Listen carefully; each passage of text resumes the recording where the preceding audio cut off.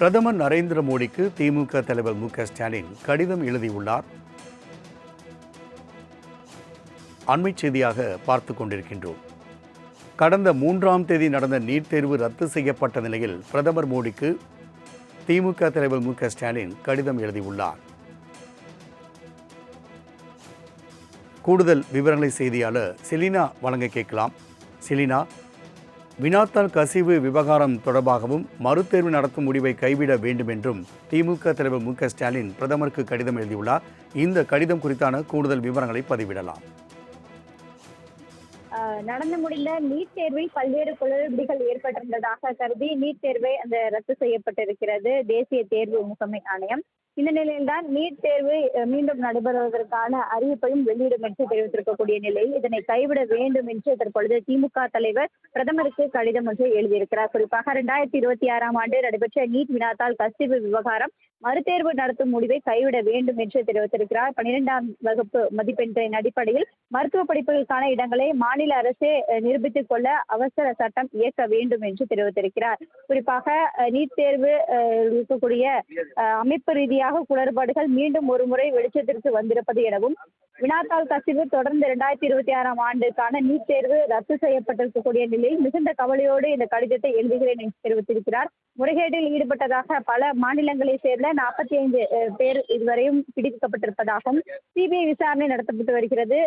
22.8 லட்சம் மாணவர்கள் அடுத்து என்ன ஆகும் என்ற தெரியாமல் தவித்து வருவதாகவும், இப்படி நடந்திருப்பது என்பது முதல் முறையல்ல. 2015ஆம் ஆண்டு நீட் அறிமுகம் செய்வதற்கு முன்னதாகவே நடத்தப்பட்டு வரக்கூடிய தேர்விலிருந்தே இது தொடர்பாக பல்வேறு வினாத்தாள் கசிவு என்பது நடைபெற்று வருவதையும் தெரிவித்திருக்கிறார். உச்சநீதிமன்ற தேர்வினை ரத்து செய்ய வேண்டும் என்று மறுதேர்வு என்பது நடத்தப்பட்டிருப்பதையும் 2026, 2017, 2016, 2020, 2021 ஆகிய ஆண்டுகளிலும் மாணவர்களுக்கு பதிலாக போலி தேர்வாளர்கள் குறிப்பாக தேர்வு என்பது எழுதி இருப்பதாகவும், இதன் பின்னணியில் பெரும் படை என்பது இருந்து வருவதையும் சுட்டிக்காட்டி இருக்கிறார். குறிப்பாக 2021ஆம் ஆண்டு முதுநிலை நீட் தேர்வு கவுன்சிலும் 6 மாத காலம் என்பது தாமதம் என்பது ஏற்பட்டதும் பலரது எதிர்காலம் என்பது பாதிக்கப்பட்டது என்று தெரிவித்திருக்கிறார். குறிப்பாக 2022, 2024 என பல்வேறு ஆண்டுகளிலும் நீட் தேர்வு தொடர்ச்சியாகவே இது போன்ற பாதிப்புகள் ஏற்பட்டு வருவதையும் சுட்டிக்காட்டி இருக்கிறார்.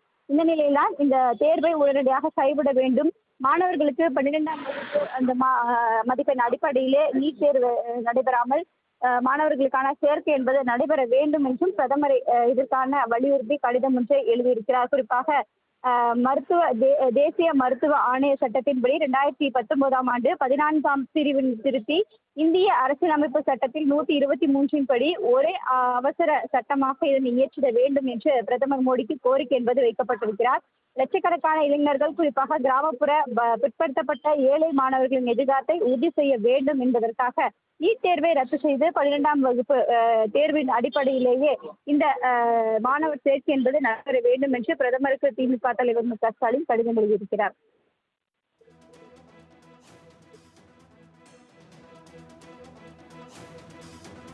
செலினா, தகவலுக்கு நன்றி.